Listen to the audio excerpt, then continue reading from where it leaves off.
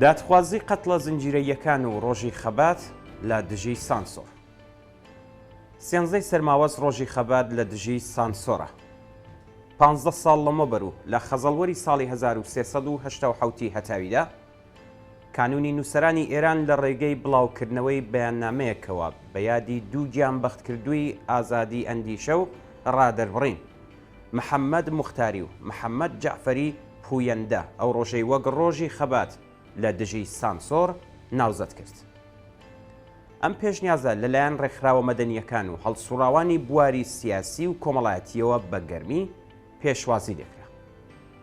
کانینی نووسەرانی ئێران لە 25مین ساڵیادی جنایەتی قەتڵە زنجیرەییەکاندا ئەم ساڵی بە ساڵی دادخوازی قەتڵی سیاسی محەممەدی موختاری و محەممەد جەعفەری پوویەندە ناوبردووە.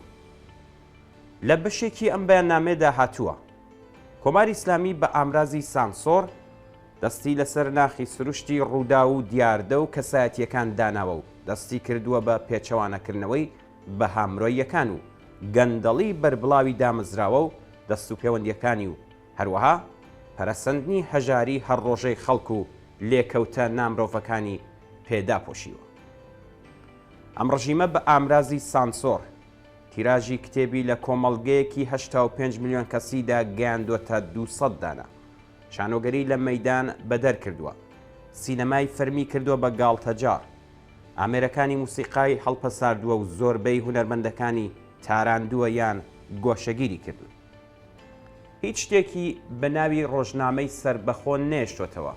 ئینتەرنەتی بۆ خەڵک کردوتە گرانترین و بە ئازارترین ئینتەرنەتی جیهان. شەپۆلی پارازەتی لە بری وێنە و پرۆگرامەکانی سەتەلایت بڵاو کردوتەوە بۆ ئەوەی چاوی خەڵک بەڕووی جیهاندا دابخات و بە بەکارهێنانی سانسۆر نیوەی کۆمەلگا واتە ژنانی لەسەر قاڵبوون بە هەندێک چالاکی هونەری و ڕاگەیشتن بە ژیان وەک مرۆڤێکی بەهێز و خاوەن بڕیار بێبەش کردووە. لە کۆتایی بەیاننامەی کانونی نووسەرانی ئێراندا هاتووە لەو 15 ساڵەی کە بەسەر ئەم ناوزەتکردنەدا تێدەپەڕێت شێواز و ڕەهەندەکانی سانسۆر و هەروەها خەبات و خۆراگری لە بەرامبەریدا پەرەیسەندووە. ڕاستیەکان ئەوە دەردەخەن کە سانسۆری حکوومەت کاریگەری ڕوخێنەر لەسەر هەموو بوارەکانی ژیانی ڕۆژانە دادەنێت، بەڵام لە هەمان کاتدا هەستی خۆراگریش دەوروژێنێت. جگەلەوەش هاوتەریب لەگەڵ سەپاندنی سانسۆر لەلایەن دامەزراوە جۆرا و جۆرەکانەوە لە تەواوی ئەو ساڵانەدا کەم نەبوون ئەو جەریان و ڕێکخرا و کەسانەی کە دەستیان داوەتە خەبات و خۆراگری لەوانە هەوڵ و تێکۆشانی فیداکارانەی کانونی نووسەرانی ئێران بە بەهای تمەن و گیانی خوازیاری ئازادی ڕادەربڕین. ناوی بەکتاش ئاپتین و بیرهێنەرەوەی ئەم ڕاستیەیە. خۆراگری لە بەرامبەر سانسۆردا ممارەسەیەکی ڕەوای مافی ئازادی ڕادەربڕینە و ئەوانەی کە ئەو کارە دەکەن مافی ئازادی خۆیان بەکاردەهێنن. ئەمەش بەواتای بە ئازادی ژیانە لە هەلومەرجێکی ستەمکارانەدا. دیاریکردنی ڕۆژێک بۆ یادکردنەوەی خەبات لە دژی سانسۆر بەشێکە لە خەبات و خۆراگری لە بەرامبەر خەفەقاندا. مێژووی سانسۆری چاپەمەنی و گرتن و زیندانیکردنی ڕۆژنامەنووسان لە ئێران کە لە سەردەمی ڕژیمی پەهلەویدا باو بوو لە سەردەمی دەسەڵاتی کۆماری ئیسلامیدا دەگەڕێتەوە بۆ یەکەم مانگەکانی دوای ڕاپەڕینی ڕێبەندانی 1357 و ڕووخانی ڕژێمیشە. لەو کاتەدا خومەینی بەڕاشکاوی فەرمانی شکاندنی قەڵەم و سووتاندنی ڕۆژنامە و کتێب و بڵاوکراوە نائاینیەکانی دەرکرد و لە ئاستێکی بەربڵاودا دەستی کرد بە دەست بەسەرکردن و زیندانیکردنی نووسەران و ڕۆژنامە نووسان.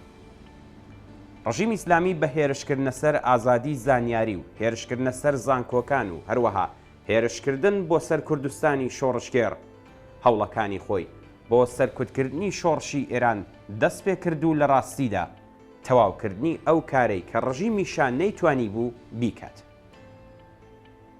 لەو کاتە بەدواوە لە ئێراندا ڕۆژنامەنووس جگەلەوەی کە بە شێوەیەکی کردەیی دەخرێتە دۆخێکەوە کە خۆی سانسۆر بکات بە شێوەیەکی ڕسمیش لە چەندین کاناڵەوە بۆی دیاری دەکرێت کە چی بڵێت و چی نەڵێت یان دەبێت چی بنووسێت و چی نەنووسێت. کۆماری ئیسلامی تەنانەت تەحملی ئەو ڕۆژنامانەش ناکات کە لە چوارچێوەی پاراستنی ڕژیمی ئیسلامیدا و بەڵام بە ئستراتیژیەکی جیاوازەوە دەردەچن.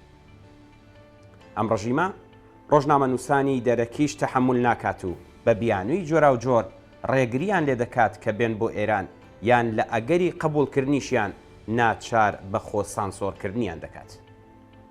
کەم نین ئەو ڕۆژنامەنووسە دەرەکیانەی کە پەروەندە سازیان بۆ کراوە و بە سیخوڕ و دەسوەردان لە کاروباری ناوخۆ و هاندانی خەڵک لە دژی دەسەڵات و گەندەڵی ئەخلاقی تۆمەتبار کراون.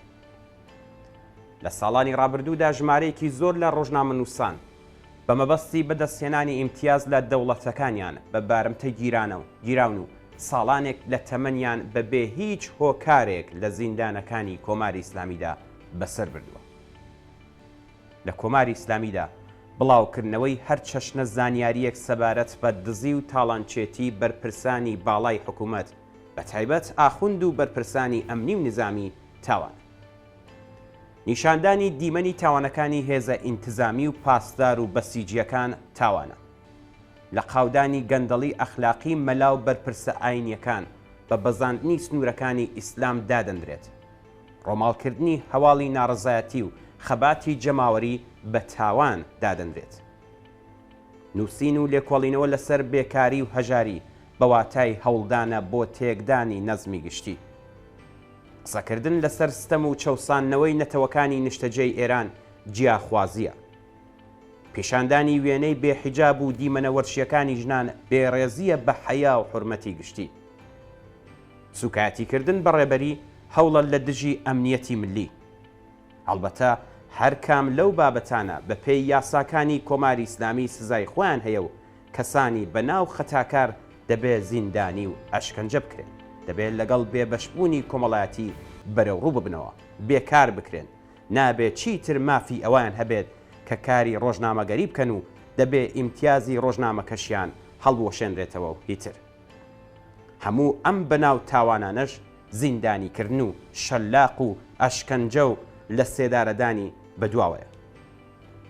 واقعیەت ئەوەیە کە سەرڕای ئەو هەموو گوشارانە لەسەر چاپەمەنی و ڕاگەیاندنەکان ئەمڕۆ پرسی وشیارکردنەوە و لە قاودانی ڕژیمی کۆماری ئیسلامی و سیاسەتەکانی بە شێوەی جۆرا و جۆر لە کۆمەلگادا لە ئارادایە و ڕژیم نەیتوانیوە لە ڕێگەی هەڕەشە و ئەشکەنجە و زیندانەوە ڕێگری لە بڵاوبوونەوەی هەواڵەکانی پەیوەندیدار بە جینایەت و تاڵانچێتی و کردەوە بەردەوامە قێزەوەنەکانی کاربەدەستان و بەرپرسە حکوومەتیەکان کات و لە هەموو کاتێک ڕسواتر بووە.